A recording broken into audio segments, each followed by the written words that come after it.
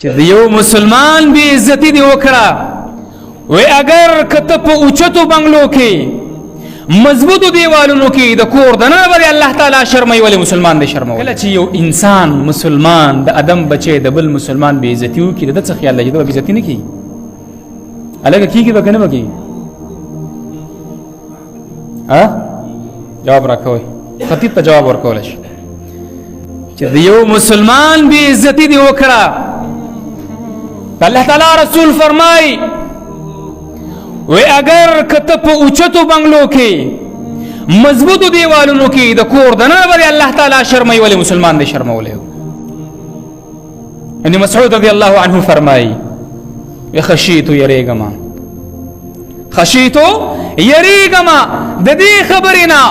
ان احول کلبا چې الله رانه سپی جوړ نه کړي ولې وی د دې خبرې نه یریږم چې سپي پورې خندا وکم سپی پوری خندا وکم اسی نه چې الله رب العالمین زمانه سپی جوړ کړي دا د ابن مسعود رضی الله عنه خبره وه د ادم بچی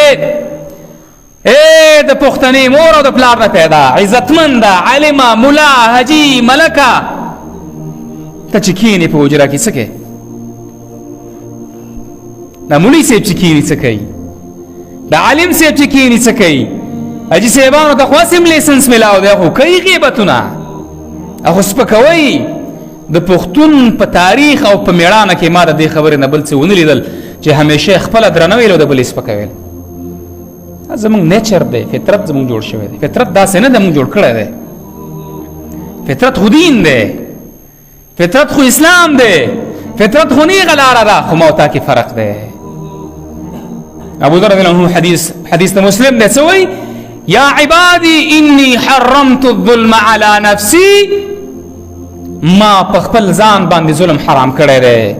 فجعلته محرما بینکم فلا تظالموا ستاسو ترمنځ کې هم تاسو دا ظلمونه بند کړئ حرام یې وګرځوئ ظلم مه کوئ په یو مسلمان په بل مسلمان حتی تر دې پورې چې کافر باندې هم ظلم نشي کولی